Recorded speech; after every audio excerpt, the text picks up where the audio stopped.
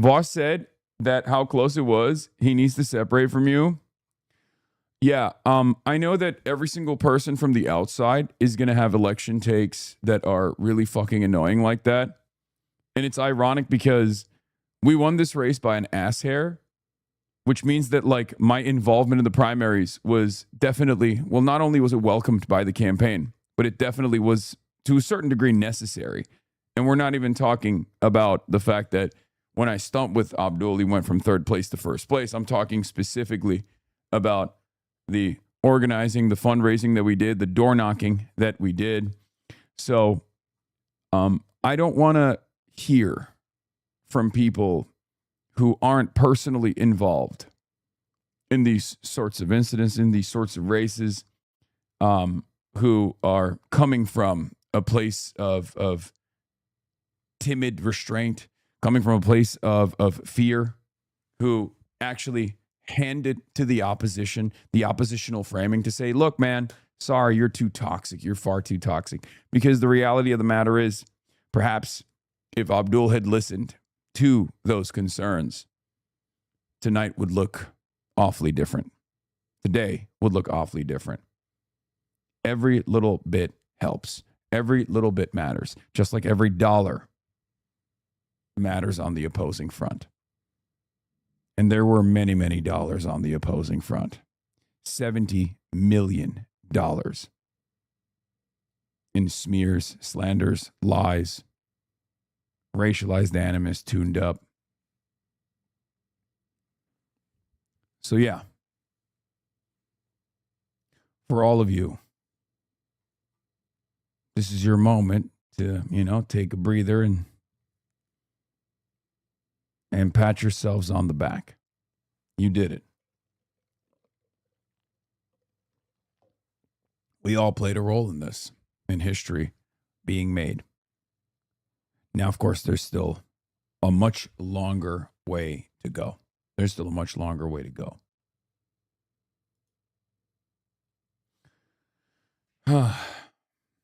So,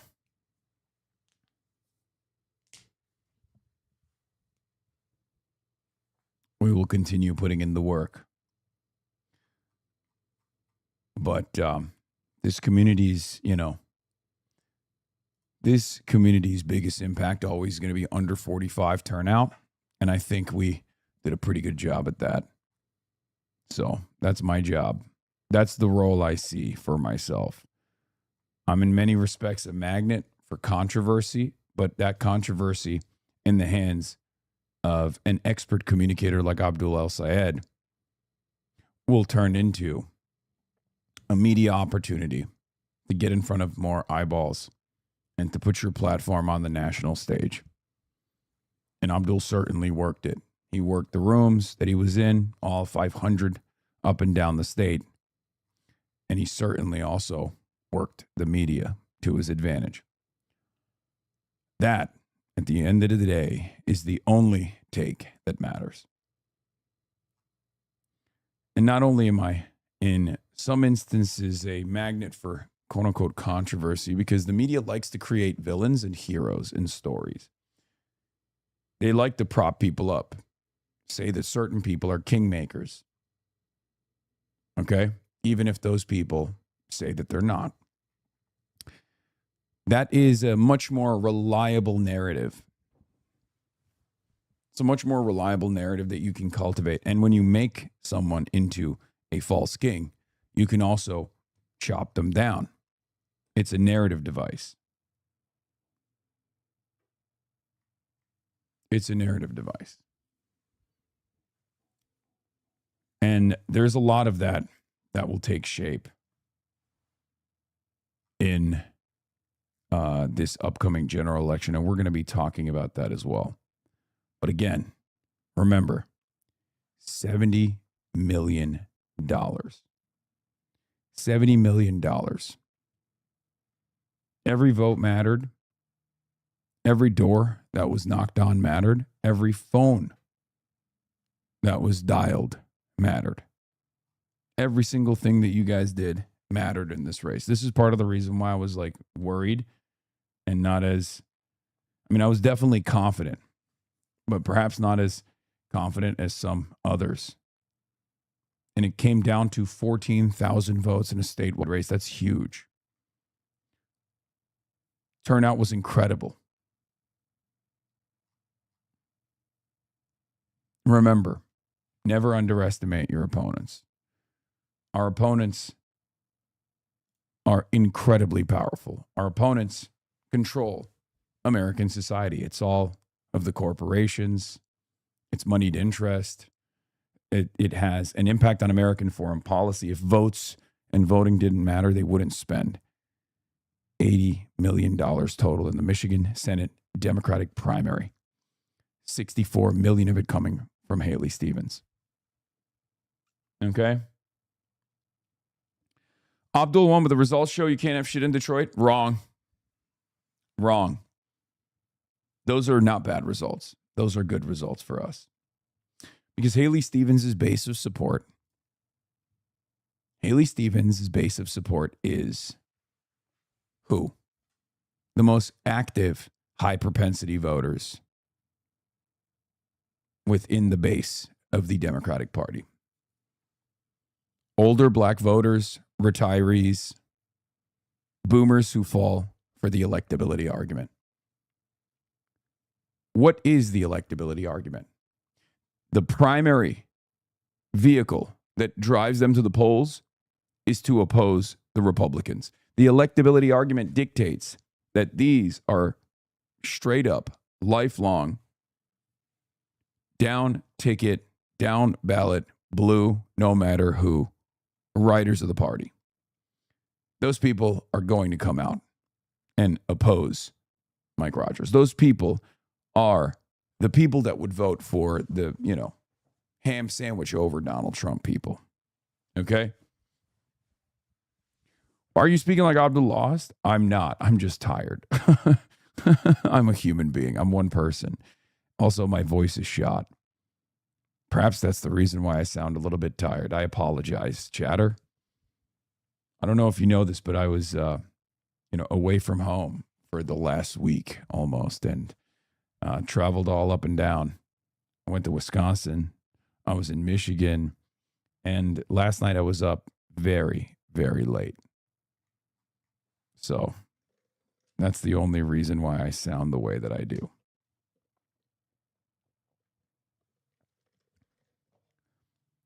But yeah, Abdul got more votes than Bernie Sanders did in either of his presidential runs. I mean, these numbers are incredible. Abdul in 2026 was 735,000 votes. Abdul got more votes than Elisa Slotkin did in her primary. And that was, leading up to a general election with the president on the ballot. So it was spectacular. The turnout was enormous. Your impact was important. Okay?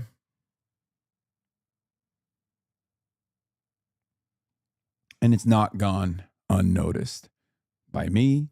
It's not gone unnoticed by the relevant parties. You will hear from outsiders who are not involved, who are unaffiliated. So when someone... Those who are watching from afar give their takes on it, desperately trying to confirm their priors. That's precisely what the take machine is about. It's the spin room. The spin doctors were out last night. The spin doctors were out before the last vote was counted. First, while we were excited and enthusiastic about the night, they were devastated and they were already looking for a reason to declare that this victory, this imminent victory, was actually inconsequential at the end of the day. The armchair quarterbacks will cry foul from afar. Those on the ground know what took place. And what took place last night and what took place over the last couple of months was the power of organized people. Organized people defeating organized money. That's exactly what happened. So I need you to understand, no matter how much the naysayers, the outsiders, the DC insiders, the corporate media class, no matter how much they try to take this victory away from us,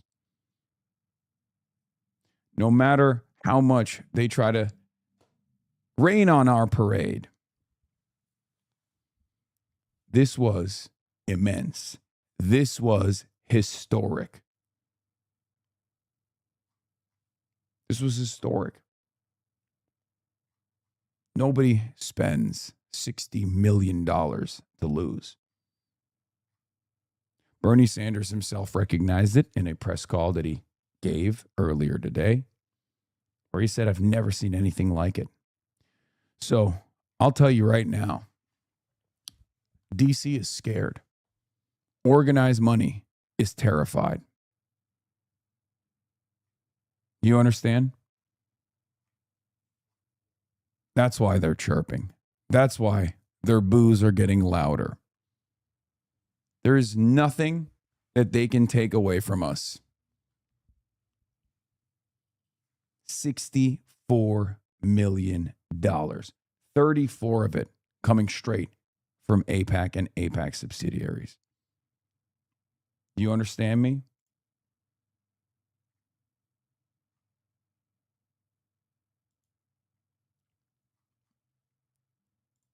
Yeah.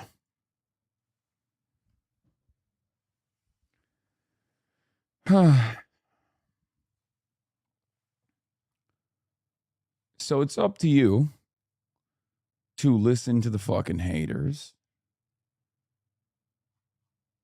It's up to you to listen to the fucking haters, or it's up to you to lock the fuck in.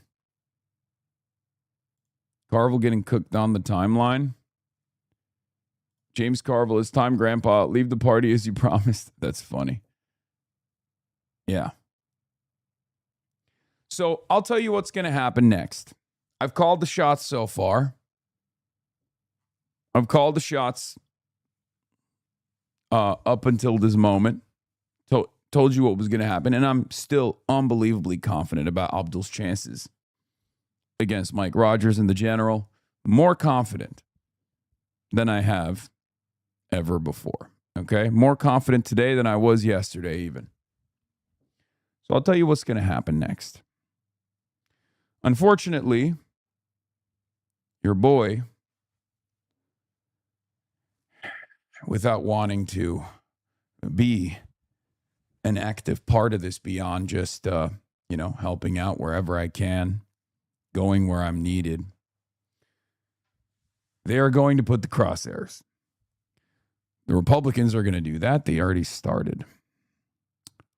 And the Democrats that also have a significant distaste for the initiatives that we get up to here and the Hasanabi broadcast will lean into those attacks. They know that they can't make Abdul shy away from his positions. His positions are ultimately fairly moderate. His positions are not radical at all. Perhaps the most radical position that he has is his Israel position. And I think we all know that that is only radical in Washington, D.C. That's not the radical position in the heartland. That's not the radical position in Michigan. That's the radical position for the corporate media. It's the radical position for the political class, the commentariat. But they know they can't make him budge on that. So what they will try to do is get a scalp. So they'll say, look, you got to you got to trim the fat. You got to get this guy Hassan out of here. Just wait. They started last night. They started last night before they even knew that they'd lost the election. That is waving the white flag of defeat. You understand? That's waving the white flag of defeat. It's already happening. It's a truly abnormal response. I mean, this person is irrelevant. That's just like a obsessed former fan behaving like a jilted lover. That's not what I'm talking about. What I'm actually talking about are like going to be the consultant class. They're going to go to the Abdul campaign. They're going to say, look, you gotta at least throw us a bone. You got to throw us a bone and you got to cut this guy out. He's too radical. He's too bold. He says things that are unaccountable to you. He says things that are unaccountable to you.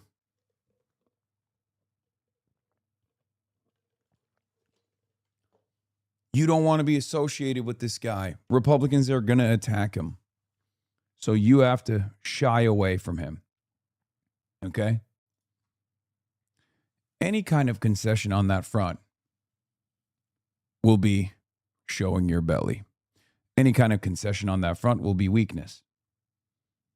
Disavow the statement, not the platform. That's the name of the game.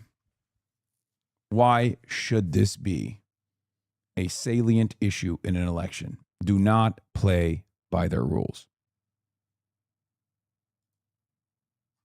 Always flip the narrative. Use the opportunity you have in the spotlight to engage. Tackle the root cause. Why is this a problem? This is not a problem. This is not a concern that Michiganders bring up to me in the 700 different town halls that I've had. They never ask me about an online commentator. What they ask me instead is, how am I going to make sure that I pay rent at the end of this month?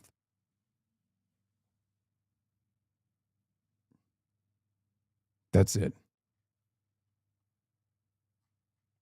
They want to lower the stakes. They want to reduce the importance of this race by talking about content creators on the internet. You got to talk about data centers, DTE, and how DTE is an ever-present, I'm talking Michigan specific now. For those of you who don't know, DTE is the major power provider. It's the worst in the country. Okay? I'm going to say DTE has ruined your life. They've donated to every politician in this state, including Democrats.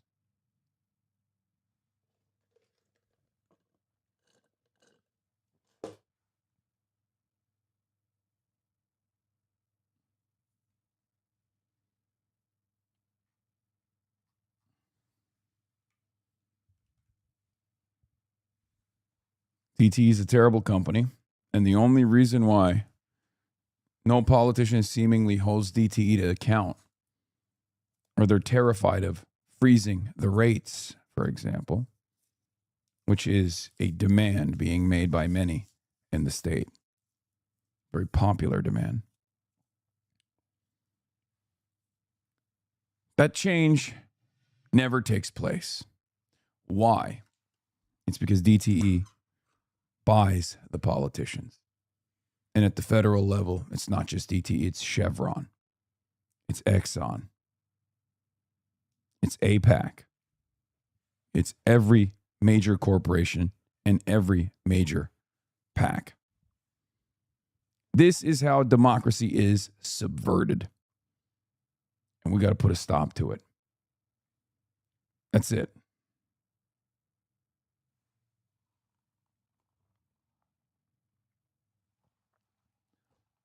We have one job in this community. We represent, from the perspective of DC, we represent the activist base of the party. We're the door knockers. We're the phone bankers.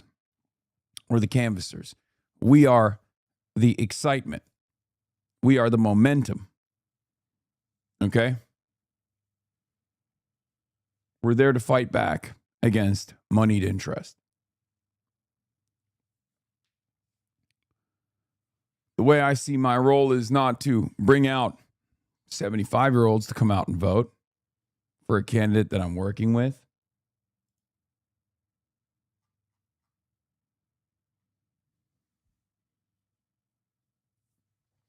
The way I see my role and my responsibility is to bring out the under 45 vote, which we did.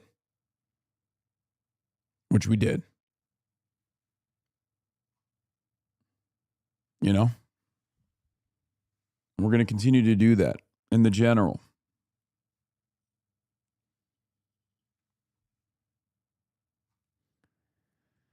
But yeah, Mike Rogers' instant straight out the gate attack ads.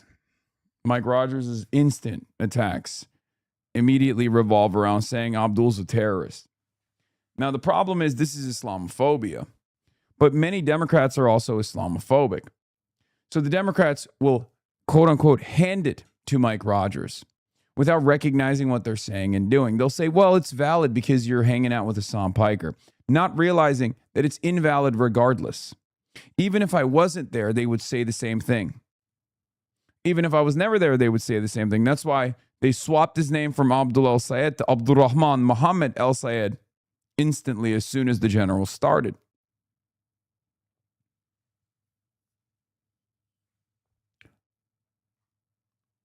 So any kind of concession that you offer to the Republican Party on their framing on this issue is handing them a rhetorical W. Do not do this. You understand? Do not do this. The Hassan Abdul transited property on display. Rogers says he's running against someone who believes America deserved 9/11.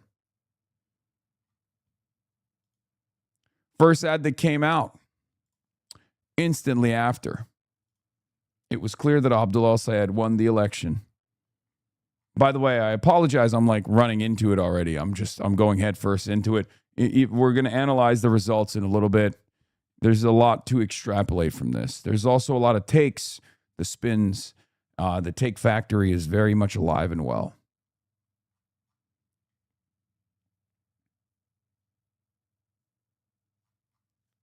This was Mike Rogers' first ad out of the gate. You are who your friends are, and Abdul al-Sayeds are radical leftists who hate America. I'm not here to disavow people's views. America deserved 9/11, dude. Fuck it, I'm saying it. When I was in college, I took a terrorism class. You know, there needs to be unrest in the streets for as long as there's unrest in our lives. I'm not here to disavow people's views. You know, I am in support of abolishing ICE. Because we're going to go in there, we're going to impeach the... Hey, notice how it's not just me on that ad, by the way, for all the fucking libtarded sock dems who think that they're making sound electoral analysis. Hey, notice something about all of the people that Abdul al-Sayed is associated with in that ad? Do you think this is a reasonable critique that the Republicans are launching for a statement that I, said and apologized for 8 fucking years ago at this point? Do you think that there's any sound critique here? Why do you constantly find yourselves, some of you, not people in here, but some on election Twitter, constantly find themselves rushing to hand it to the Republicans for some strange reason? Do you think the Republicans make a distinction between someone like myself and someone like Ayanna Pressley, someone like myself and someone like Zohran Mamdani? Do you think politicians are a little bit smarter than you and they recognize exactly what's going on here? And perhaps that's the reason why they take this differently than you do. Everyone loves to be an armchair consultant, backseat quarterback, backseat driver. Do you think this is coming from a place of well-reasoned thought, or do you think it's just like unbelievable racial agitation? Just racial agit slop?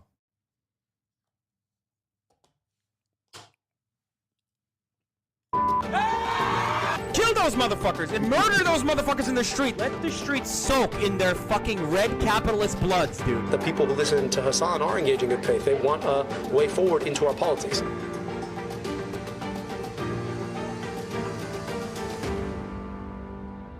I'm not here to disavow people's views. America deserved 9/11, dude.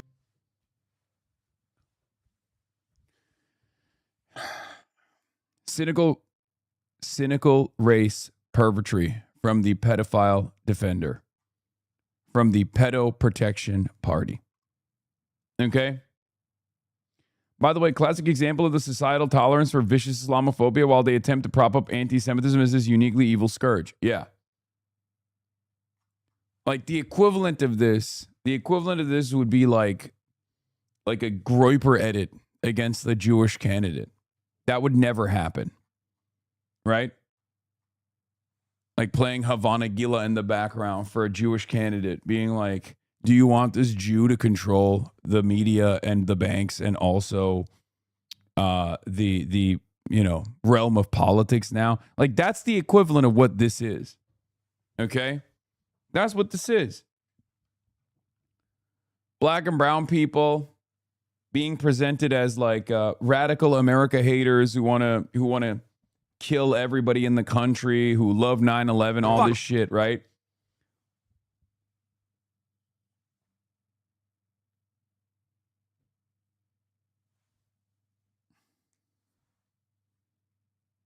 That's what this is. But ultimately, here it is. Okay? This is always a hurdle. This is always a hurdle. No matter what happens, this is always a hurdle.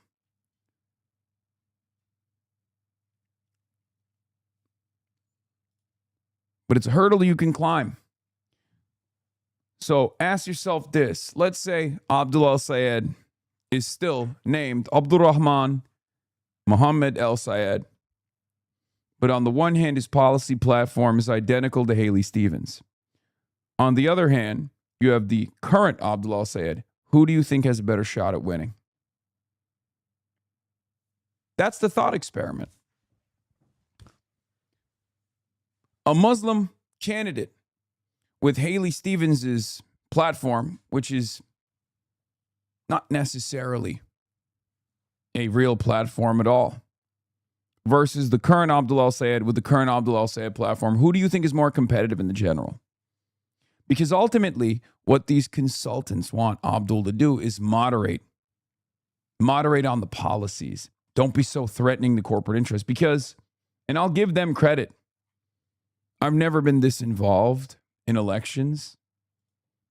I will give the establishment Democrats credit for one thing. They know what elections look like. They know how to win elections. They know how to lose them too. Part of this cynicism, from my opinion, comes from the fact that they've been working in Washington, D.C. for a very long time, and they know the voters. They know how malleable the base can be. And perhaps more importantly, they know the power that money has. So part of the reason why a lot of the consultant class and the commentariat are so terrified of a candidate that opposes corporate PAC money, a candidate that fights back against that sort of thing and calls it out. Part of the reason why they're terrified of that is because obviously it threatens their comfortable sinecures. But the other reason why they're terrified of it is because it is valid. Because a $70 million money cannon is virtually impossible to defeat. You have to be exceptional. You have to have tremendous messaging discipline. You have to have organic interest. You have to excite the base. You have to draw not only turnout, but also a real grassroots mobilization. You have to mobilize people to go out and knock on doors for you. That is the only way that you can defeat $70 million.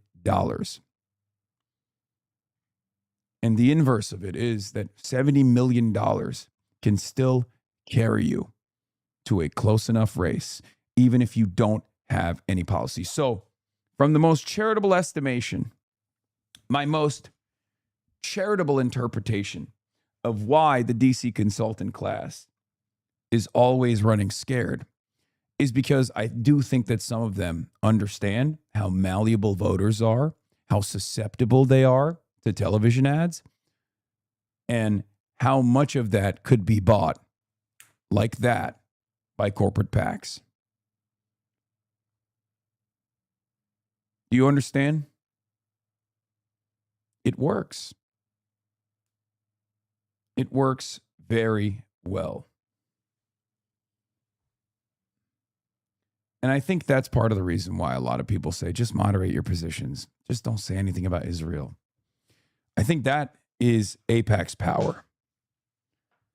AIPAC is just a, political action committee I'm talking about. Okay?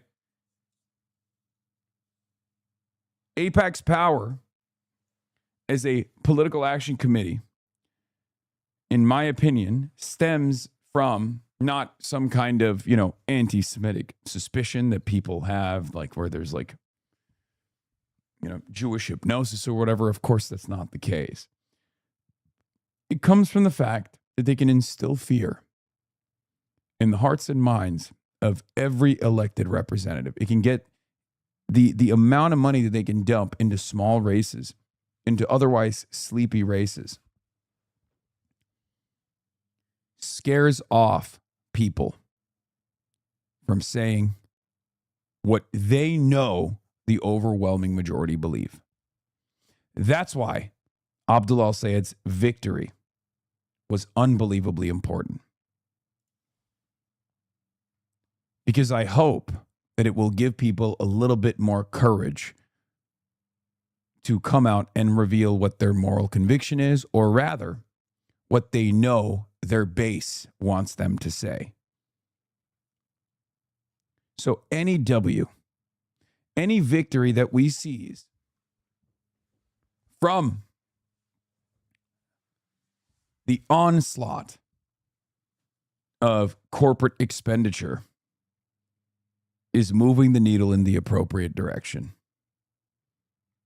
in ways that you probably can't even fathom right now, in ways that you probably can't recognize at this moment. What do I mean by this?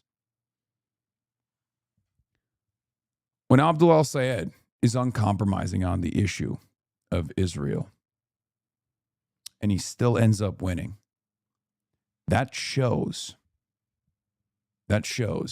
other people who are paying attention in smaller races that they too can be unafraid.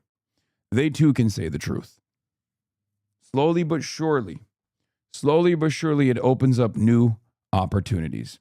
You guys keep saying, like Liz Smith. Okay, let's take a look at what she had to say. As you guys know, Liz Smith famously was the first person that unfortunately for her, experienced it firsthand. Liz Smith is a famous consultant. She is a big Pete Buttigieg consultant initially. She's worked with Andrew Cuomo and stuff like that. But Liz Smith was consulting the Mallory McMorrow campaign. Some assume that the whole Abdul al-Sayed is hanging out with Hassan Piker, let's make this a salient issue, came from Liz Smith. Obviously, it turned into a spectacular failure for Mallory McMorrow, who ended up dropping out. It was actually a major success for us in ways that I even didn't think it would be. Okay? I thought it would be good for Abdul. I thought it would be good for our side to draw a wedge, to show that you are on the 10% side of a 90-10 issue on the issue of Gaza. But I didn't think it would be this good, right? But let's see. Her analysis might have shifted. This is on election night. If you looked at the 2024 election and have talked to voters since then, they would tell you, Democratic voters, that they are sick and tired of the establishment. They're sick of the status quo. They want something different. So, what did the geniuses at the DSCC do? They went and found the most typical politician you could. They recruited based on resume. 4-term congresswoman, tons of relationships in D.C., could raise gobs of money. Guess what? People do not vote on resumes anymore. They want someone who can speak to the anger, who can call for change, who can excite them to go out and vote. And that was not something that Haley Stevens offered. And this idea of electability, I hate that we discuss it so much, but let me tell you something. Electability is not something that can be conferred by people in Washington, D.C. It is the voters who decide what is electable. And what is electable, more electable in this cycle, at least in this Democratic primary, is someone who understands the anger that voters feel versus someone who is just presenting a traditional political resume. Okay. I mean, it's a start. So that's good. John Fetterman crashes out over Abdul say winning and starts crying about Hassan Piker on the Jon Stewart podcast. He's a big influence to comedy. He celebrates Mao. He's proud to visit Cuba. Yeah. We got the extended interview. The Democratic Party Civil War. James Carville and Hassan Piker face off, even though we don't actually face off. When Bernie was asked about you, plus panel discussion mentioning you later. About one of those campaign events, because just last night, the popular but very controversial streamer Hassan Piker was at one of El Sayed's final events. The two did a stream together, a fairly lengthy stream. I know that you've spoken to Hassan Piker in the past, but are you comfortable with El Sayed having a close association with him, given some of his past statements? To give you an example, one of the more controversial ones is that Piker has said America deserved 9/11. Are you comfortable with that association? No, I am not. I think that's a dumb statement. On the other hand, he has a whole lot of followers, and there's a lot of things that he's saying that are making sense to a lot of people. I think, we have to get above cancel culture. When you're doing radio, whatever they do, podcasts 3 hours a radio. I love Bernie, dude. I love Bernie so much. When you're doing radio, whatever you're doing,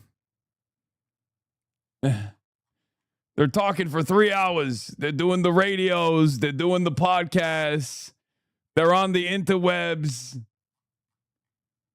Controversial radio hosts.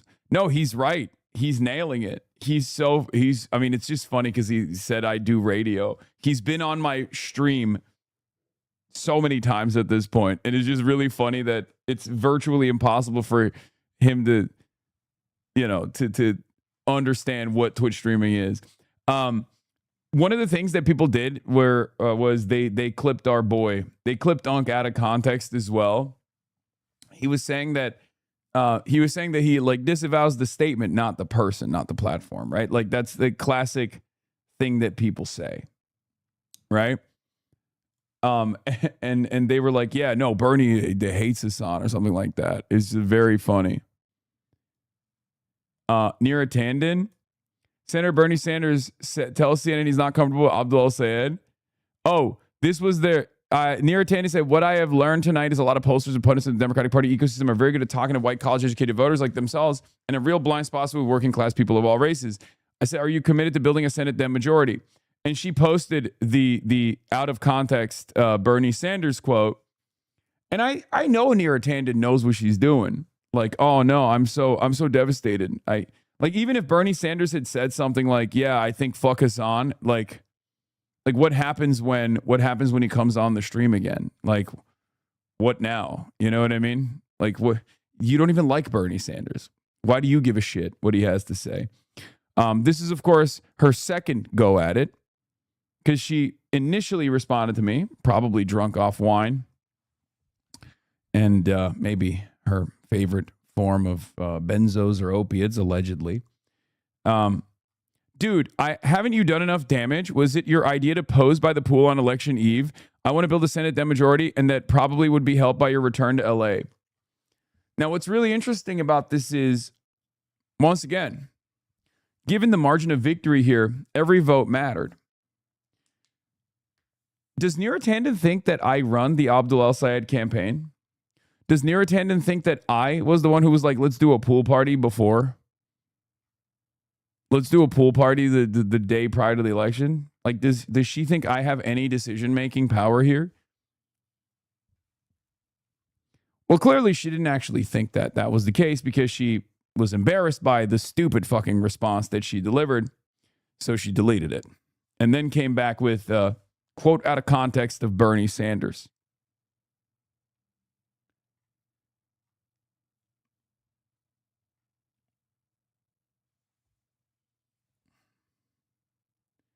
If you suggested the pool party, why the hell would you show up in the wrong type of suit? Yeah.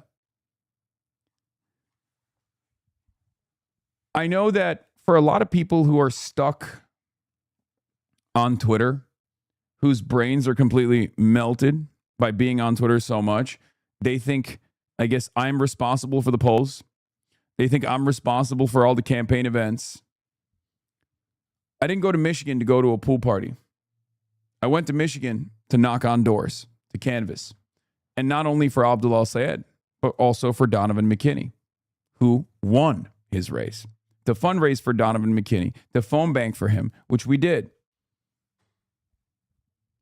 We weren't there for pool parties. But if people tell me to attend something, I'm going to attend it. I have no say in the matter. Okay? I think a lot of people, like I said, are desperately trying to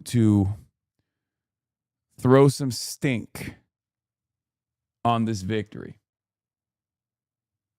to the best of their ability. We're not going to let it happen. Okay?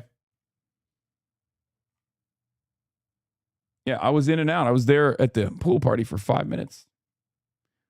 That was enough for Neera Tanden.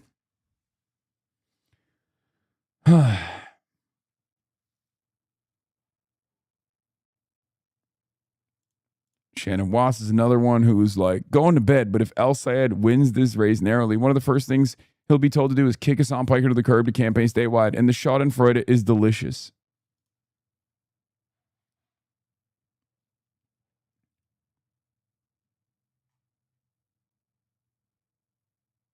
I think I fully updated the endorsement tracker for you when you want. Yeah. Here it is. Here's the endorsement tracker. We now have 4 losses on here. Unfortunately. Hartzell Gray with a close loss. And Cori Bush with a devastating loss in Missouri. Now, when people are going to come in here and say, what the fuck happened with Cori? What happened with Cori? I'll tell you what happened with Cori. 27-1. That's what happened with Cori Bush. Cori Bush was outspent almost 30-1. So yes, money is still unbelievably important in races. So there is a degree. Now we know the margin. Now we know. Wasn't that last time? Last time and this time to the total is like the total is insane.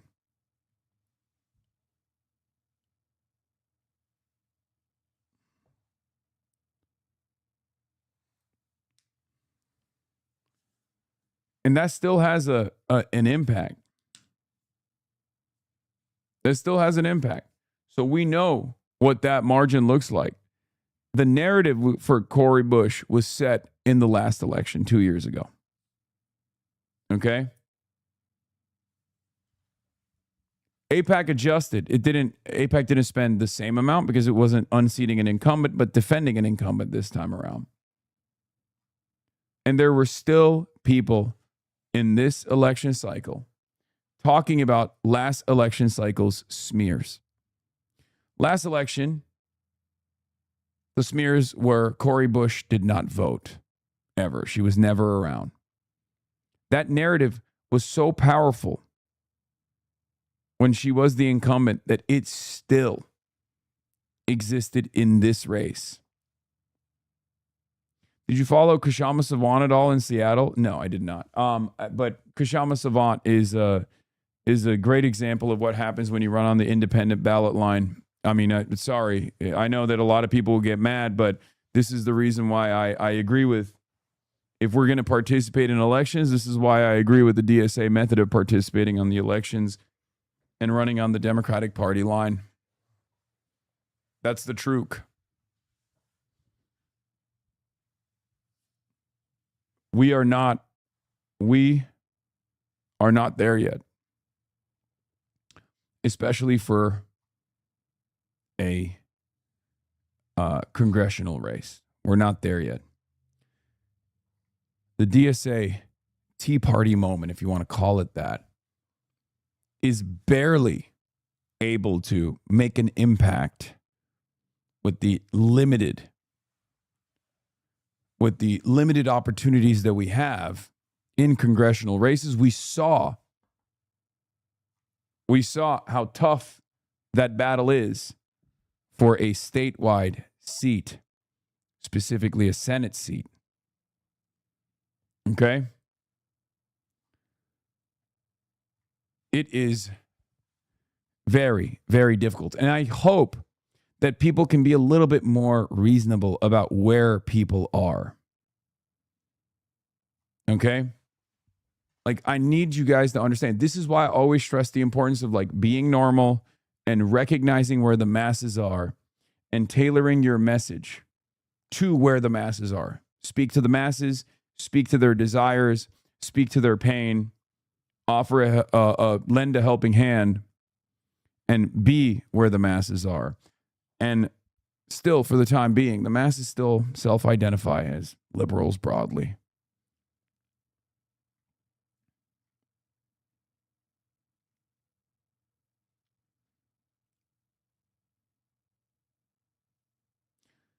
Does the guy who refuses to stop wearing the Chinese suit? I mean, there's a degree of silliness that people engage with, but I'm fairly certain that the normies on the Chinese suit saga responded in the way that was expected. Who gives a shit was the resounding response. Also, I'm not a candidate. I'm not a political candidate.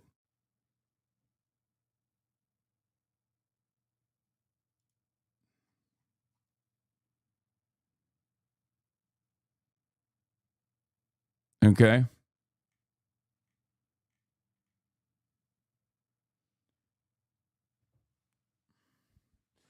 I have people asking me, didn't Cori Bush scam us? And I just couldn't believe how susceptible to misinformation campaigns people are. Even with my own extended family, people predominantly get their political opinions from what's being fed to them on TV. No one can be bothered to do the littlest bit of reading. Yeah, it makes sense.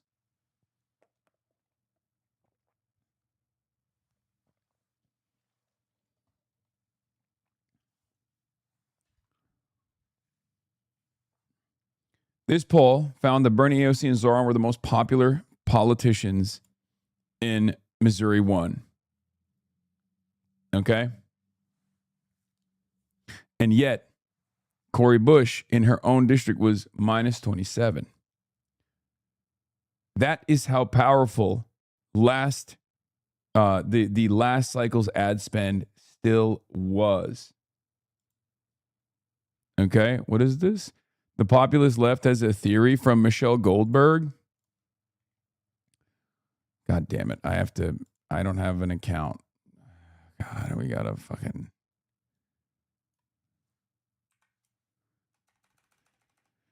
I have to somehow get around the paywall here. I mean, you see it. You see it every day with even something as silly as myself. With something as silly as like a Twitch streamer. You see it all the time. I mean, think about the amount of earned media that I get, that I receive in negative ad spend. Right?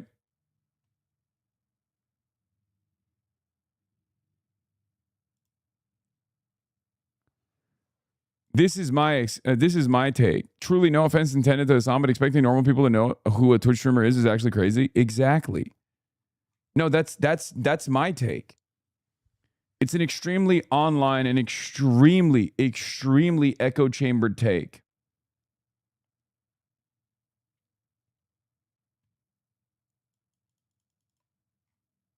Do you understand?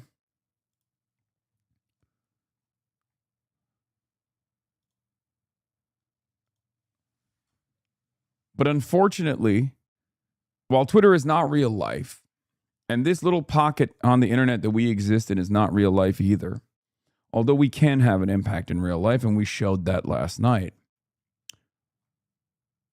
Twitter is still the news editor of mainstream media. Discourse that thrives on Twitter makes its way to mainstream news outlets. That's how you arrive at funny situations like this. At a Haley Stevens event in Traverse City, last day, closing statements coming from the Haley Stevens campaign. When former Senator Debbie Stabenow was with the role of attack dog. Was tasked with the role of attack dog. She described Twitch streamer El Slaz supporter Hassan Khan as probably the biggest anti-Semite in the media. The jab barely registered with the attendees. 25 to 30 people at a brewery, heavily 65-plus-year-old crowd.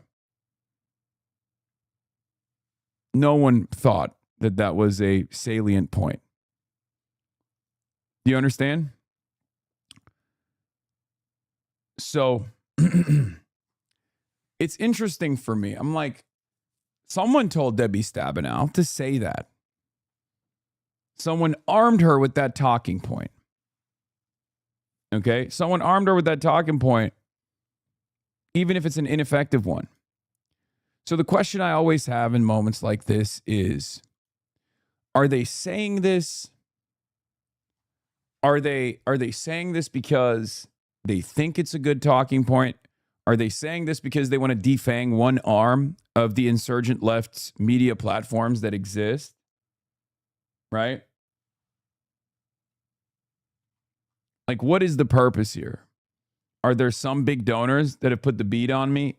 Guys, I don't care about Jonathan Greenblatt. Please stop fucking linking me shit, especially from Jonathan Greenblatt, especially right now. Okay? Let me get through one fucking take. I suspect it's a little bit of all of the above. There's definitely a decent amount of hysteria amongst the boomercrats who have decided in their minds that I'm just like radical terrorist infiltrating the ranks of the Democratic Party. There's definitely some big donors. There's definitely some big donors out there who have decided we have to discredit this fucking guy. We have to discredit this platform. And then there's more tactical decisions being made behind the scenes as well. I suspect that this is a product of all of those things. There's also, I mean, it's a disciplining operation, as I talked to Chris Rabb about. Surprisingly, uncut reporting from the National Review from last night's interview. They put 100% of your words in the article. Good. You say dumb things. I suspect if you go back over your career, there may be one or two things that you said that you may have regretted. But I think what we have got Abby gives him nothing on that, by the way. Cold. to do is look at the totality of where people are coming from and go forward. So when someone like James Carville says he doesn't want to be in the same political party as Hassan Piker, I don't think Abby Phillips hates me. I don't think she hates me. I think she's like agnostic. which one are you going to take? Well, that's not much of a choice. If Mr. Carville doesn't want to be in my party, the party that I belong to, that Piker, that El Sayed belongs to, he can start his own party. But, look, what we are doing now is, you could turn the tables around and say, do you really want to be in a party where your leadership is taking huge amounts of money from AIPAC, which is supporting an Have you gotten an invite from any of the outlets for the bullshit that they spew about you? No. Guys, here's the other side of the story. A lot of people develop their perspective off of clips out of context. If they were to actually hear me talk, okay, if they were to actually invite me to any of these broadcasts, they would very quickly recognize that the image that they present of me is totally ridiculous. That is the reason why it's much better to not hear from me directly, but instead to talk about me all the fucking time. That's why these platforms will offer endless coverage to what I'm saying and what I'm doing. Most of the time it's negatively framed, or even better if they can get someone who would otherwise be a close ally to unendorse me or to yell about me or to disavow me or something, right? But we know what it looks like when I get a full interview, okay? This is what it looks like when I get a full interview. Channel 4 did it. Watch this interview and tell me with a straight face that Hassan Piker is a threat to public order, an absurd decision to block him, but totally on brand for Shabana Mahmoud and the Labour Party together. It will be a real test of how much Burnham can constrain Mahmoud's most authoritarian instincts when Piker reapplies. But here, that's the reality. Like, you know this already. I talk for 8 hours a day as a part of my job. I'm actually pretty good on my feet in these sorts of somewhat contentious interviews. Non-contentious interviews, contentious interviews, I've done it all over. I go on podcasts all the time. I give television interviews when people ask me to. Okay? That's the reality. That's also part of the reason why CNN will never have me on. That's part of the reason why MSNBC will never have me on, because it's much more effective to just talk over me. It's much more, it would be great for them as far as driving clicks, driving excitement, boosting ratings if they were to have me on. I think a lot of people would watch primetime television, me versus Dana Bash or me versus Jake Tapper. They would love to watch that, but there's a reason why that's not going to happen. Because it's much better for Jake Tapper to have Hillary Skolton on to call me a anti-Semitic terrorist, like perhaps one of the worst anti-Semitic terrorists of all time. You know? Extremist Netanyahu government that many of us believe have committed genocide. Do you want to be in a party with people who do that? Do you want to be in a party which has not stood up to the AI industry because they got a lot of money from AI or from crypto? Your time is almost up in the space of celebrity. What does that mean? Why are you trying to sound cool? I'm not a celebrity, man. I'm a fucking Twitch streamer. I'm just a guy. I said, I don't know. Man, you folded like a napkin. Holy shit. Folded under zero pressure. Jesus Christ. You can pick whatever you want to pick. But I think we need a big tent, and I think people like Pica should be welcome into that, certainly. Just a quick final question for you, Senator. If voters do choose to nominate Congresswoman Stevens tonight, would you support her in the general election if it meant winning that seat? Yeah, I mean, he said yes to that question how many times now? Echelon Insights. Evidence suggests that Haley Stevens was helped by crossover Republican votes in the Metro Detroit area. So I guess they tried to do a "it's Cuomo over" moment, and Abdul hit him with the Zoran, the Zoran blast. Perhaps, I don't know. It turns out Trump's biggest donor, Maddie Maroon, was out there.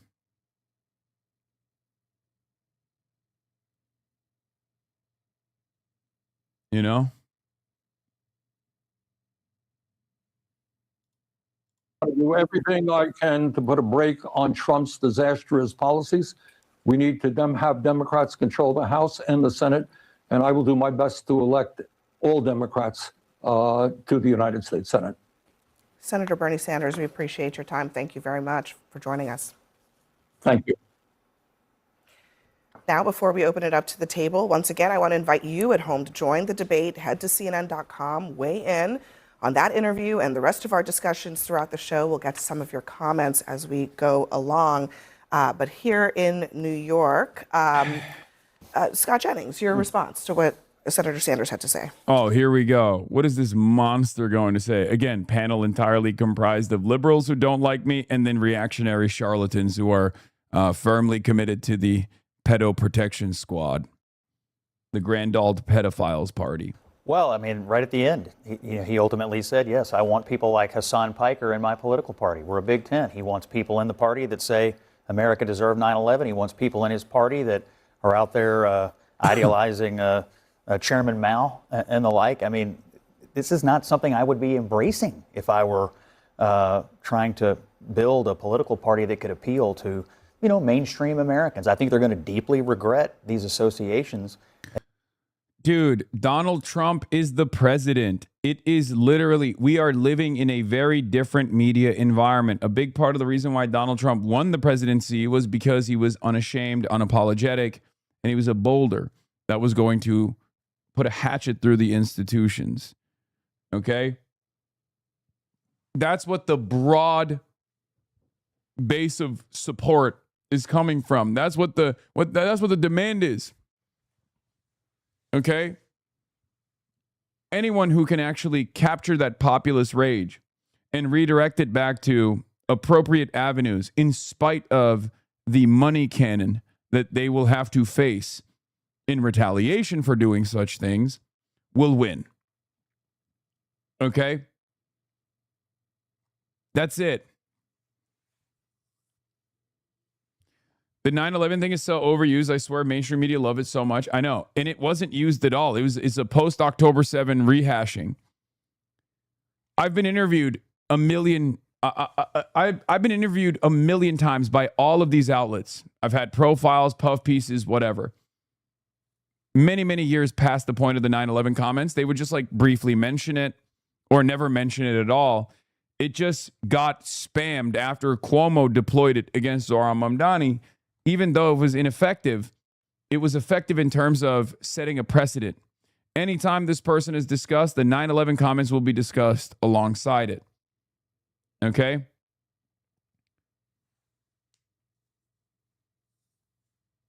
It's totally disingenuous. But the problem is I talk a lot. So there's no expectation, at least from my perspective, at least from where I'm standing, because I'm not running for office or anything like that, for anyone to operate like a surrogate for me. I don't expect Bernie Sanders to know the context behind every single thing that I've said. You know? So the best possible thing that they can do is go, I don't care. Like, this is utterly irrelevant in the realm of elections. This is utterly irrelevant. People talk a lot. This guy talks a lot. He's a talker. He's a yapper. You're going to arrive at something that sounds stupid or silly. I need your advice, bro. It's an emergency. Let me guess. You're going to get banned for sure. It's coming. Where the fuck is Azan? Scuba. Okay, you're getting time now for that.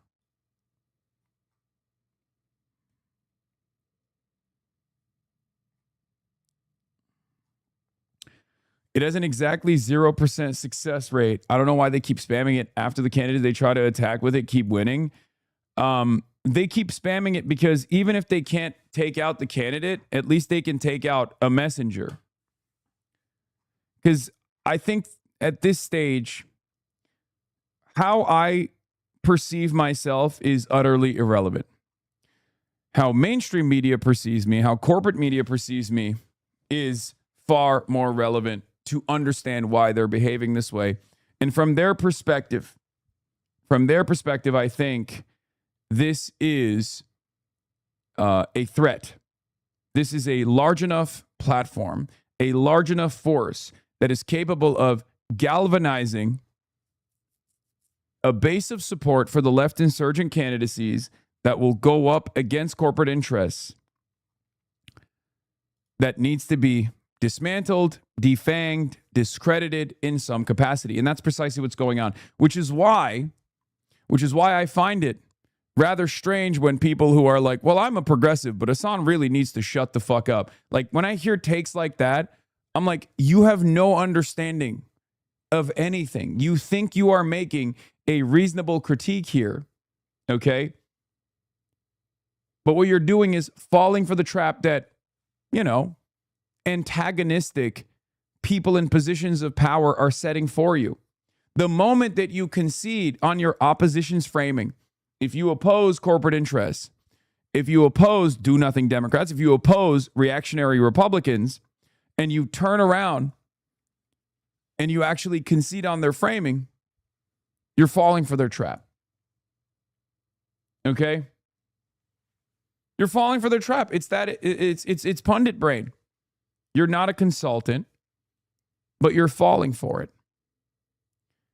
So one must ask the question why all of these other politicians that you admire and adore are not falling for it. You won't catch AOC doing it. You won't catch Bernie Sanders doing it. You won't catch Zohran doing it. You won't catch Abdul doing it. You won't catch Chris Rabb doing it. Maylard Kiros, Donovan McKinney. Why don't they do this? Why don't all of the politicians that you like, why don't they do it? And if they're not doing it and they're seeing something different from what you're interpreting here, even if you are sincere, even if you're sincere in the fear that you have about a negative impact that I might have on a race due to my association, due to my radical nature, due to the format of this platform that I'm on, where I'm talking for hours on end on contentious issues. And there's always going to be unique opportunities to clip me in bad faith, to frame something that I'm saying negatively. Okay? Even if you have a sincere concern that it's going to disparage your favorite content creator or your favorite, not content creator, your favorite politician, why doesn't your favorite politician do the same? Because at the end of the day, they understand, just like the Democratic Socialists of America understand, that there is a necessity for independent media. There's a necessity for these platforms. We need to exist. I'm not overemphasizing my importance here in any way, shape, or form. I don't think I'm all that significant at the end of the day.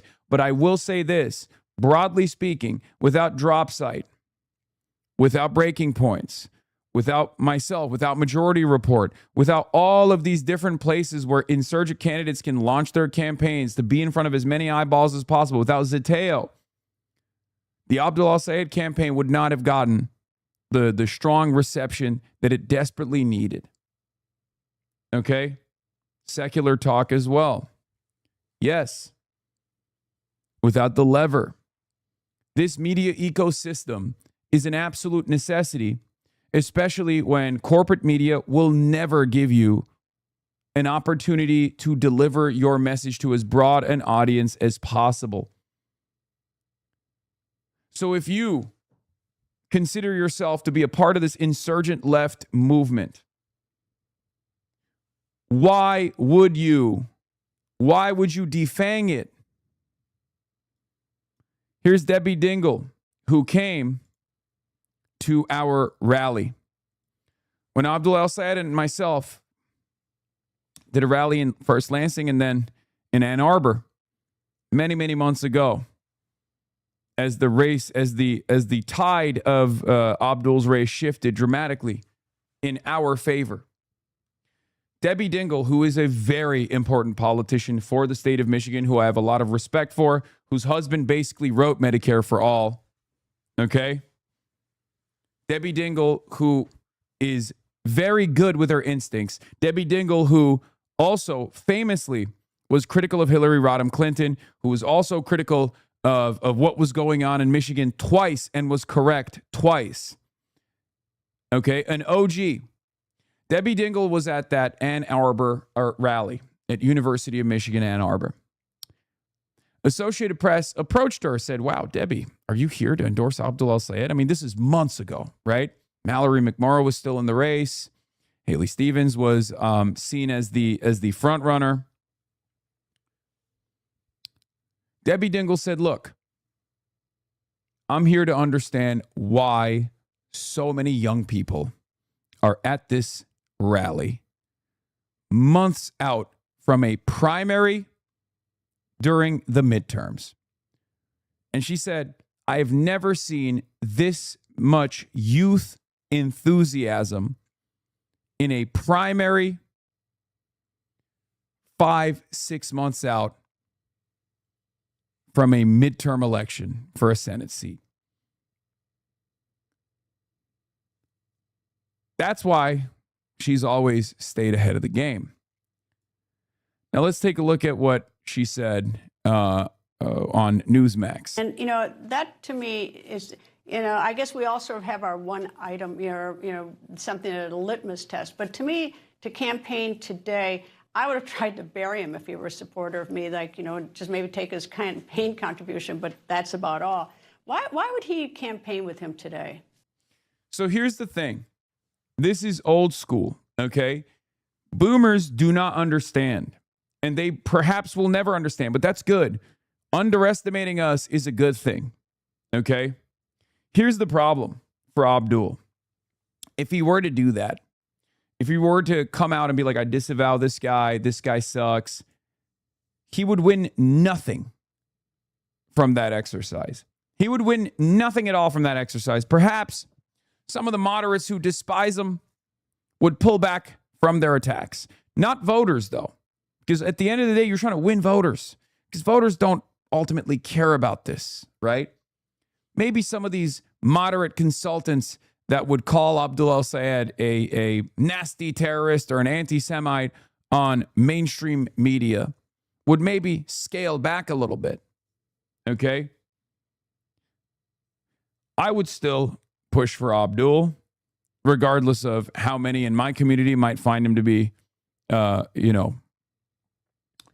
hard to trust after that. Because I, at the end of the day, only care about the policies. I only care about the progress. I only care about this movement, right? But ultimately, that would do two things. It's the same principle with Hamas disavowal, okay?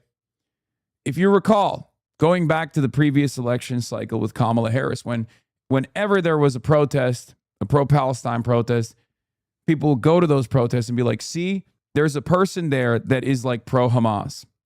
And then they would go to every Democrat and say, Kamala Harris, disavow Hamas, disavow this pro-Hamas protester. That was always a stupid exercise. Because when you disavow, even if you disagree, just don't disavow. Why?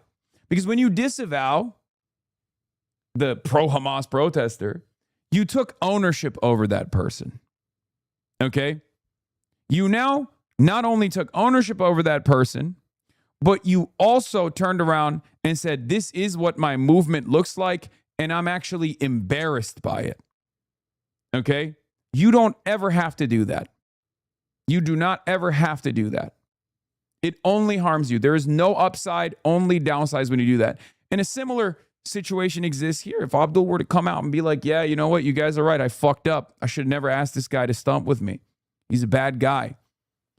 That process of throwing someone under the bus, maybe in the 90s used to work. It's called the Sister Soldier moment. Bill Clinton did this. A more recent example of this is Barack Obama distancing himself publicly, cutting ties with Reverend Wright, Reverend Jeremiah Wright. Okay? By my estimation, we're in a very different media environment now. That's number one. And that matters. That's important. But number two, I don't think that distancing operation is actually all that beneficial. Because you only look weaker. In this current political landscape, you just look weaker. Okay? And it turns out we don't even have to look at the results and wonder if it was beneficial or not. While consultants on the outside, establishment Democrats who fucking despise me, could say, oh, this race was close because of Hassan, they're wrong. Every vote mattered at the end of the day. And it's very clear that this community's efforts played a formative role in carrying this campaign across the finish line. That's it. That's it. Obviously, it takes a village. It's not one thing. There's not one singular event or one singular person that ends up securing victory, although this is one of the very unique races where we could point to one singular event. It was the classic, us stumping together and then Abdul going from third place to first place. There's obviously a point that we can, directly look at and interpret. I mean, that's what the polls showed as well. Mitchell and numerous other polls were like, this was the turning point for Abdul al-Sayed. But of course, it doesn't matter, because if Abdul didn't have the charisma, if he didn't have the skill, and if he, more importantly, didn't have the policies, he would not have been able to take that media attention and flip it around.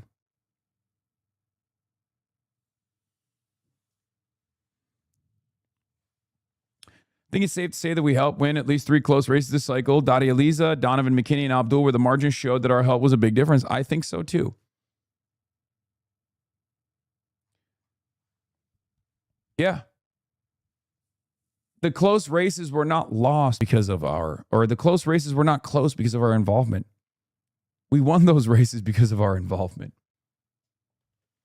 It's so totally ridiculous.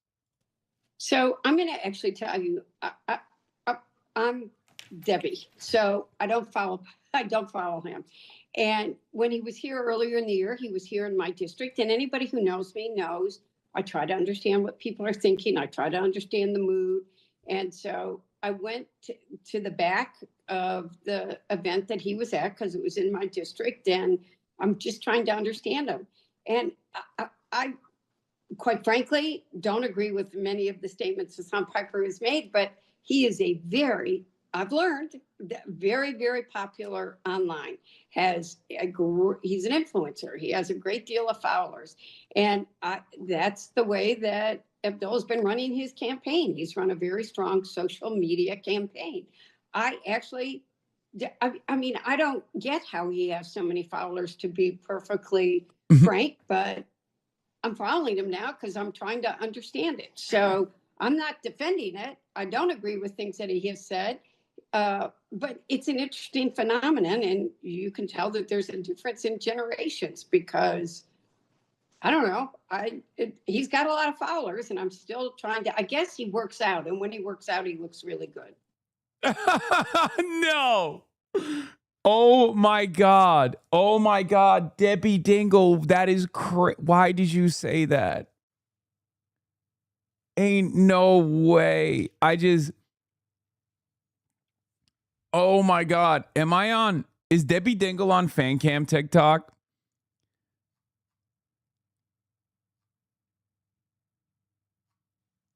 Oh my God.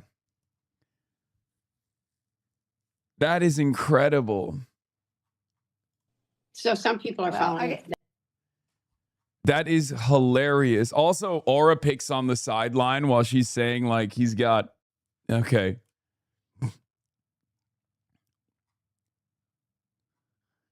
Wow. That's something. Okay. Now, I mean, we take those. I don't agree with Hassan Piker, but he's got a lot of followers, says Debbie Dingle. So yeah, look. Hey, what can I say? What can I say? I mean, I'll take it. We take those. We win those. That's fine. Whichever, any means possible. Okay. Yeah, but like even her response, because like that speech I delivered at Ann Arbor wasn't radical at all. And she was there and she heard me talk. So I find it very odd, like that. I guess she's referencing like all the comments that are in the ecosystem at this point that is associated with me that will be following me everywhere I go for the rest of my life. I guess those are the comments that she's talking about when she says, like, I don't agree with everything he says. I guess that's what it is, right? Like, that's what she's referencing, I suspect.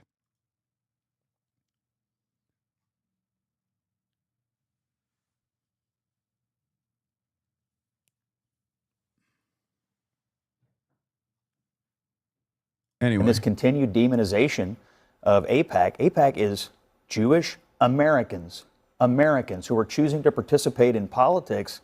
And let's be honest, they're just using it as a euphemism. Yeah, AIPAC is so done, dude. It's fucking so done. It's never been more done than it is today. To say the Jews. I mean, that's what they're doing, and I think Senator Sanders is Jewish. Okay, so that doesn't absolve him of demonizing other Americans who simply want to participate in American politics. So Sochi, I mean, do you think that that's a defensible strategy to say, we're a big tent, and if you don't want certain people in it, you can get out, but everybody else can stand?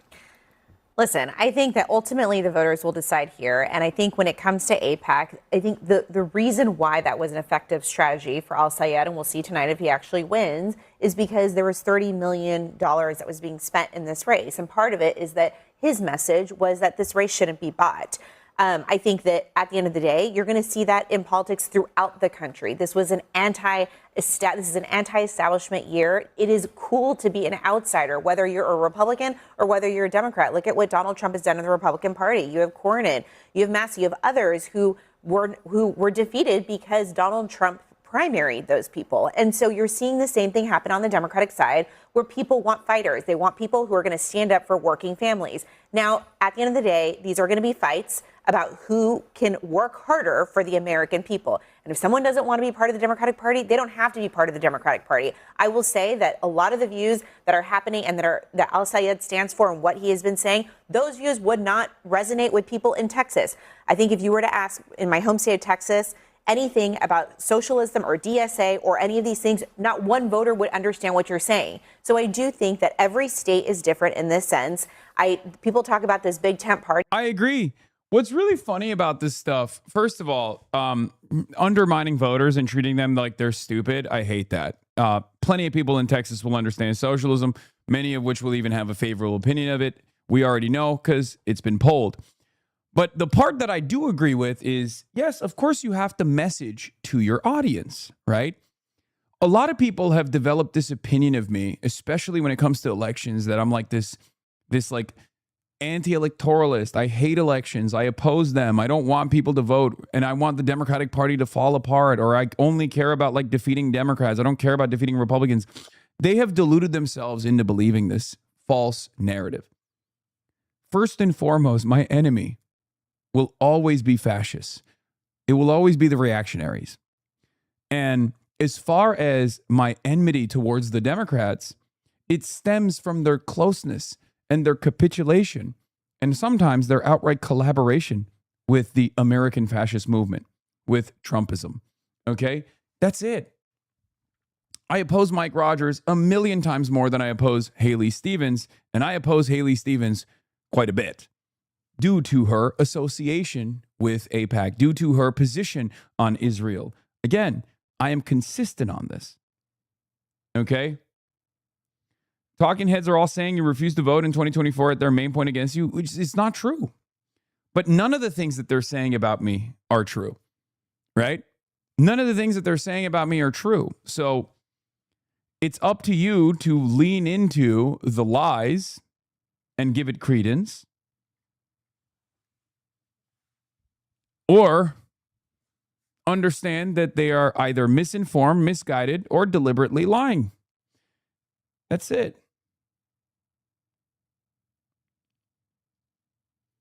I think it is a matter, the enthusiasm is where are the fighters, whether it's Democrats or Republicans. It's not about party labels anymore, and we have to get over that as a country. People do not like the labels. I think people are looking at this race totally wrong. First of all, Hassan Piker is not the candidate.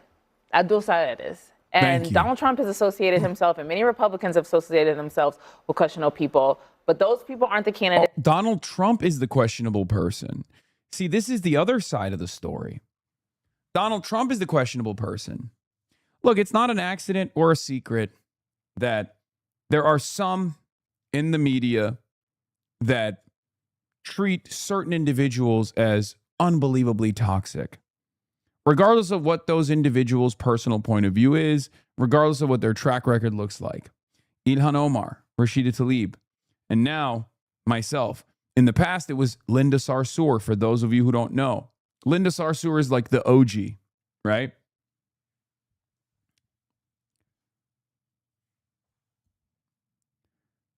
That's it. These are people who get disparaged. Now, even someone who's running for office, who obviously needs and achieves a shit ton of name ID, name recognition, like Linda, or not Linda, sorry, like Rashida Tlaib and like Ilhan Omar, I have a very unique position in this because I am a media platform on my own. Okay? So I have the capacity to use the platform that I have to push back against these false narratives. Many people don't have that opportunity. For someone like Rashida or someone like Ilhan, they have to go to sometimes my platform and sometimes others to be able to communicate what their goals are, to be able to communicate what their positions are. For me, it's all I do. All I do is yap. That's why there's this massive divergence between what the media ecosystem is presenting me as and what the truth is. And the truth in this day and age, given the diversity of the media landscape, is endlessly accessible.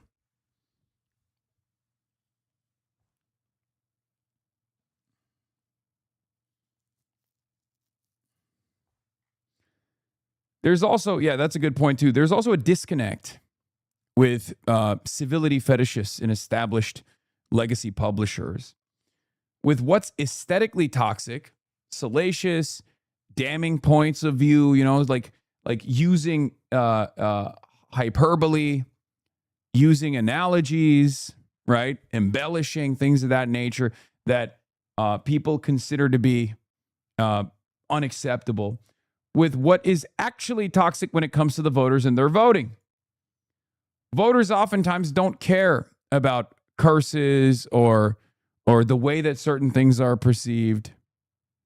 Okay? And we've seen that time and time again. We've seen that time and time again with Donald Trump.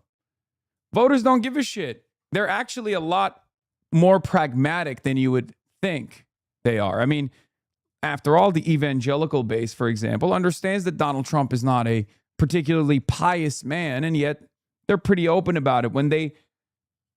When you ask them directly, like, why are you voting for this guy? They go, well, he's going to carry out this agenda that I care about, an agenda of white supremacy, for sure.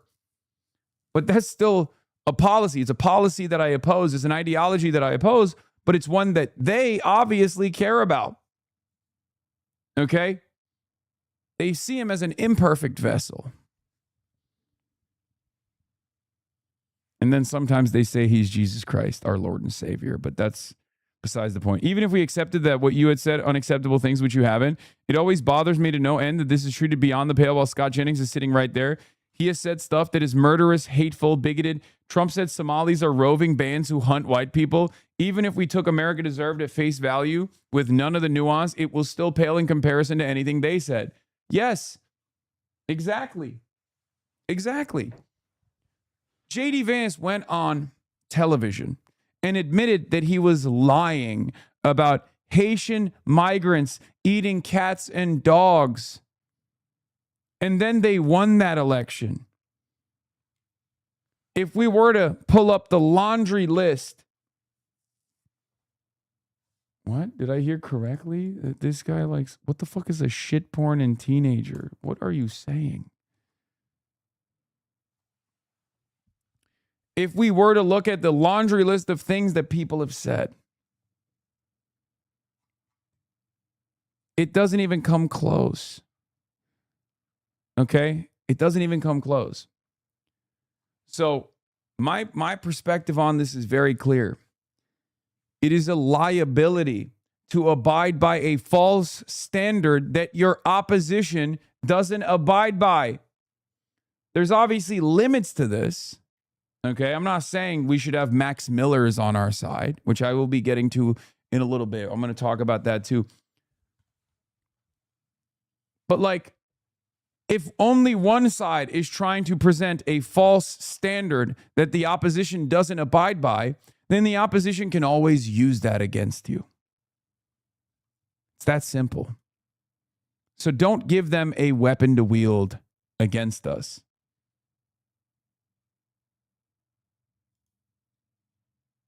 Yeah. Matthew Chapman says, MAGA is just reflexively attacking anyone with a Middle Eastern sounding name. Now, between this and MAGA voters in Michigan rejecting Trump-endorsed Amir Hassan in favor of some dude who dropped out of the race weeks ago, just insanely bleak. Donald Trump endorsed this guy. He's not Muslim, by the way, but his name is Amir Hassan. Trump had endorsed him. His primary opposition had actually dropped out of the race weeks ago. Republicans, but he was still on the ballot. Republicans voted for the guy who had dropped out over. Republicans voted for the guy who dropped out over Amir Hassan. I think we know why.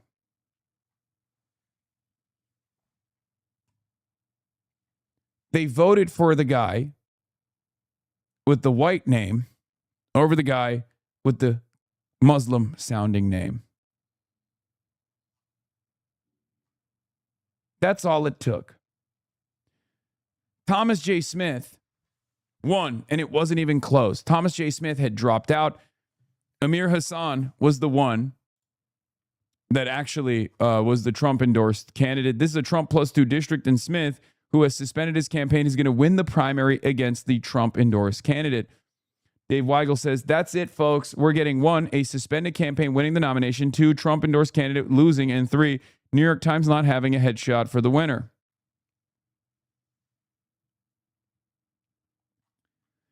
I wonder, I'm not even kidding, I wonder if there were people, because this is the Republican primary, I wonder if there were people who were like, Hassan, you mean that 9/11 guy who did 9/11? I'm not voting for that. I'm not voting for that terrorist. I wonder if there was at least like one voter in that primary who voted for Thomas Smith. Out of 2,000 or 25,500 voters, there must be like a couple, right? There has to be a couple who are at least like 10. Because here's the thing. While most voters don't give a shit about me, there are a group of voters who, at the mere mention of the name Hassan, probably shudder now. Okay?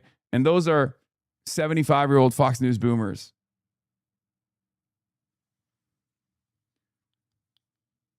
But yeah, here it is. I mean, look, Lombardo.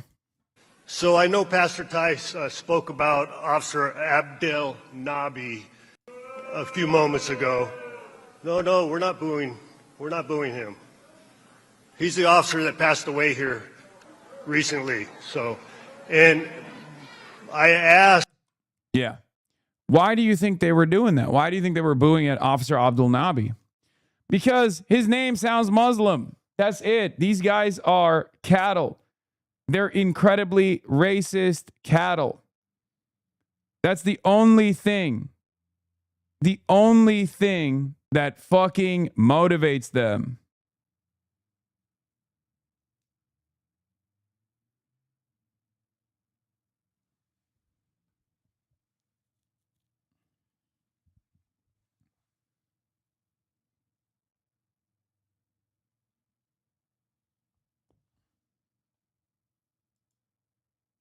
Yeah. El Sayed, I want to make healthcare, groceries, and gas more affordable, get rid of data centers, remove corporate money from politics, and tax the rich. Republicans, El Sayed is Muslim. And you want to know something? It will work. It's going to work on a lot of people. It's just not going to be enough to win. Okay? So make no mistake. I am not living in La La Land where I think like being a Muslim candidate is going to be a hurdle. It's just my theory of change means hurdles. My theory of change and my belief system is, and I repeat this all the time, I talked about it with Kamala Harris as well, her being a black woman from California was a hurdle. It's silly to act as though that's not a hurdle, right? But my theory of change is it's a hurdle that you can climb. It's a hurdle that you can clear. It just makes things more difficult, but it doesn't matter. Okay? It's that simple. Hurdles are meant to be cleared.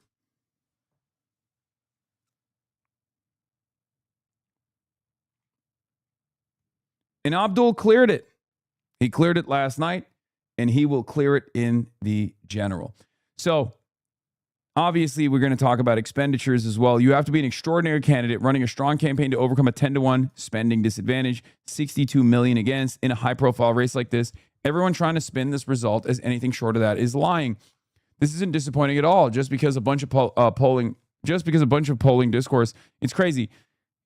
Even being competitive against that kind of headwind is not supposed to be possible, and that's without even touching the endorsement by Whitmer, Peters, and Clyburn.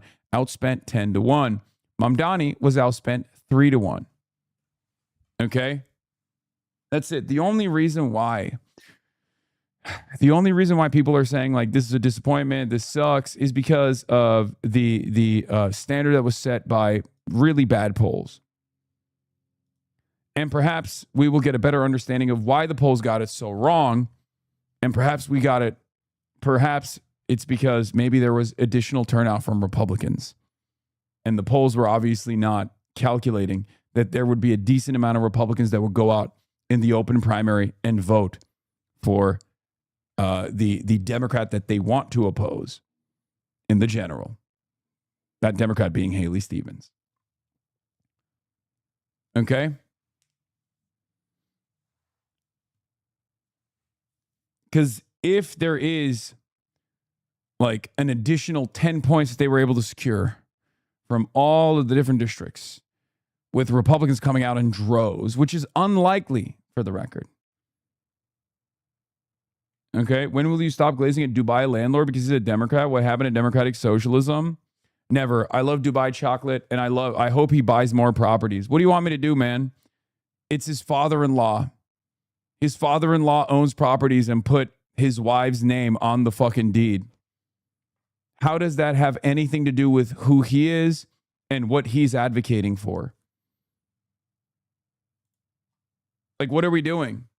Do you think there is like intergenerational ideological predispositions? Is that what you think? I mean, he is not even a socialist. You can attack me on that if you want. Neither is my father. You know? Neither are my grandparents.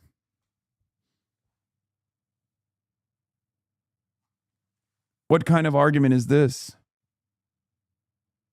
That's a Clipper? Don't give them attention? Yeah, no, it's a... He got his positions from his father-in-law. They were passed down. Like the property that that he put in Abdul's wife's name.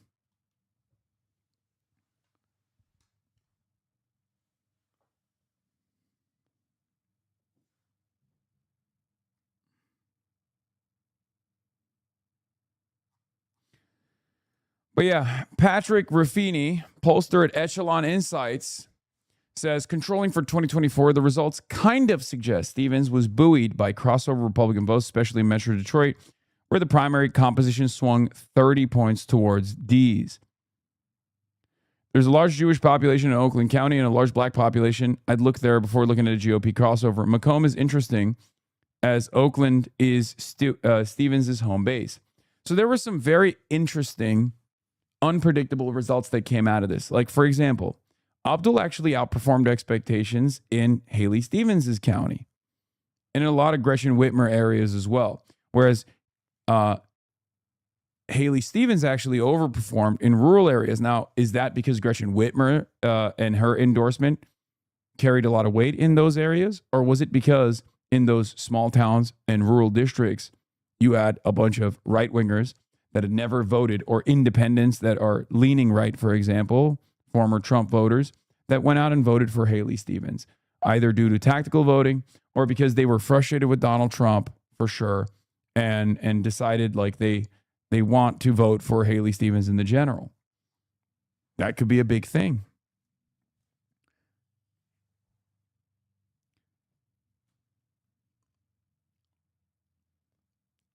There was a Republican governor primary. No, I don't think these Republicans are motivated enough to vote for the primary. Would bother trying to get a moderate Dem. I just, we'll see. These people aren't tactical about anything. I'm from there.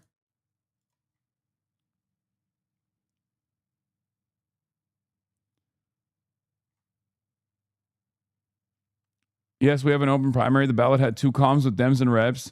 And the reps didn't have a big contest of a primary at all. So I believe some of them did at the very least. Yeah, that could be the case.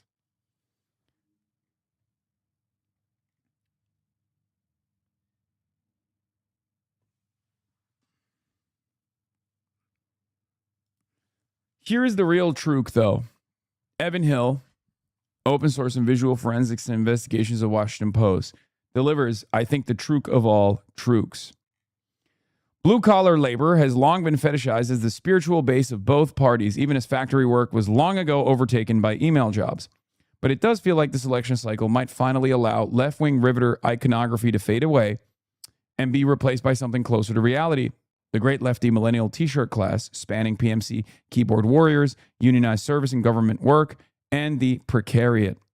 To which I responded with, it's funny because the moderates are the party of non-college educated union retirees, whereas the college educated, downwardly mobile folks are the current existing working class, and the DC consultants constantly claim the older retirees are the true working class. Here's a way that a lot of people interpret these results over and over again that I've noticed that I find very frustrating. They always say, look at these poor districts. They're going to the moderates. They did this with Adriana Espaillat. They did this in the Abdul race, right? They did it over and over again. And what's really interesting about this is that it's actually not it's not the reality. It's this fantasy that we as Americans have of what it means to be working class in the United States of America. One example that I always used to use is one that is commonly deployed by the Republicans: coal miners. Donald Trump made coal miners a major issue in 2016, and he even harkened back to it in 2020. Okay? The idea of blue-collar labor, coal miners. The number of coal miners, the total number of coal miners in this country is 55,000. That is the number of Arby's workers in like 3 states. Okay? What do you think is a better representation of the working class in modern American society? Coal miners or people who work at fucking Arby's? It is a cartoon. It is a pure fantasy. It's nostalgia driven. It's not driven by the actual analytics. Okay? That is the reality. We have more meat miners at Arby's than coal miners in West Virginia. Okay?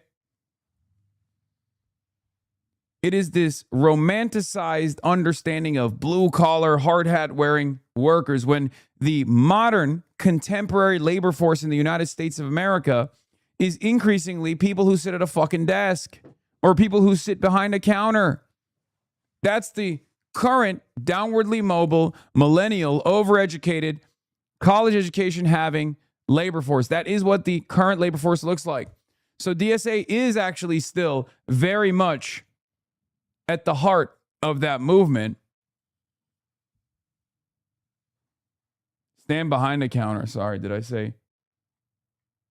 Yeah, not sit behind a counter. Stand behind a counter. Evan Hill says, education polarization has thrown people for a loop because 4-year college attainment increased like 20% during our lifetime. So millennials came of age during a period in which college became standard for more than a third of the adult population, and perception has been slow to catch up. Yeah.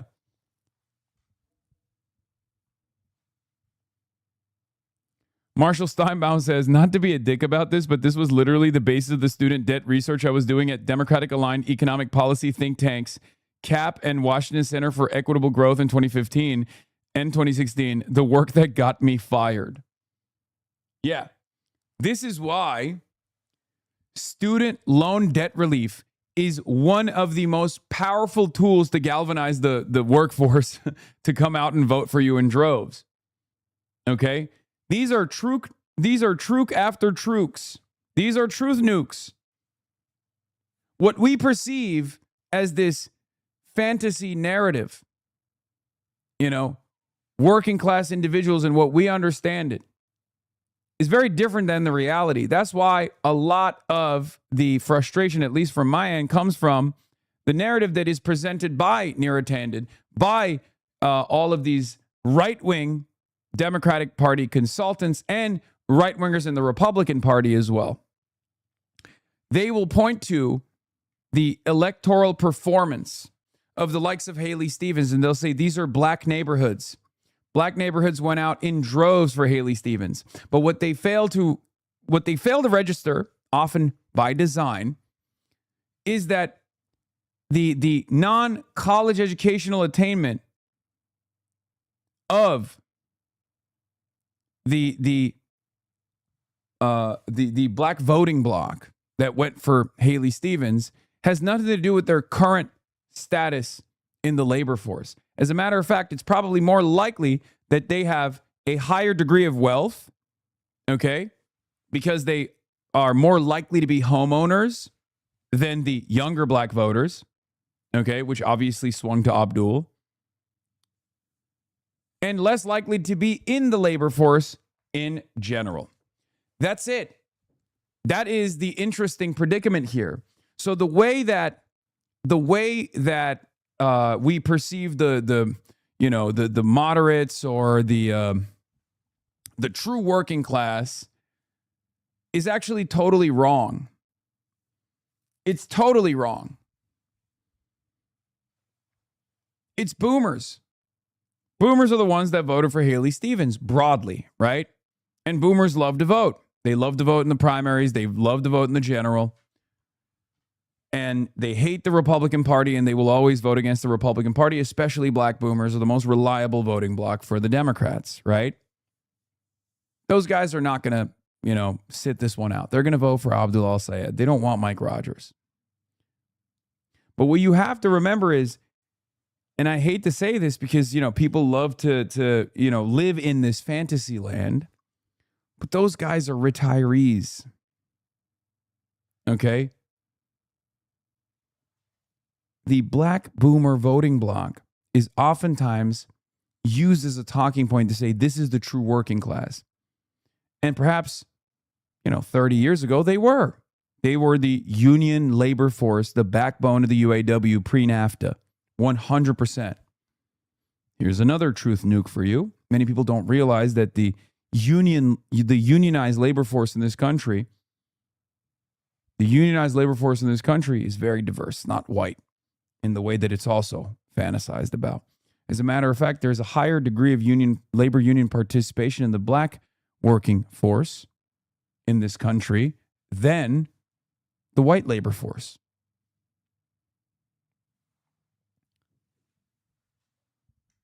Black people have a higher union density and higher union participation.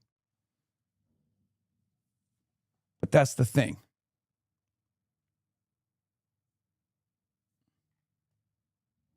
Yeah, black women make up a large percentage of the unionized labor pool today. Yeah. Nurses, teachers, healthcare sector jobs. People don't realize that. So our understanding of college educated, overly educated white voters is totally silly. These are downwardly mobile, college educated millennials who are absolutely at the heart, at the epicenter of the working class right now. Okay? They are the American labor force. So, of course, they are voting alongside their class interests. They are far more representative of the labor force than, former labor union, non-college degree having white and black boomers who are now retired and are more likely to own a home. So they have a little bit of equity, a lot more equity than or a lot higher likelihood to have some equity, some stake in the current economy than the younger college educated white and black voters.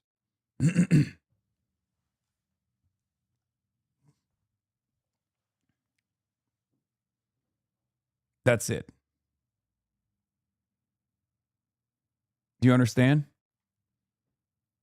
This is something that people perceive in the worst way possible. They're just wrong. They're totally wrong. So, with that knowledge, now that you're equipped with that, you can interpret the results a lot better. Okay? You can actually figure out what part of the working class is actually voting for who. But let's get to some takes. We have a major call to make on this Fox News alert on a major race out of Michigan that could reset the race for November and the balance of power in the U.S. Senate. Abdul El-Sayed, age 41, ran for governor 8 years ago, unsuccessful against Gretchen Whitmer.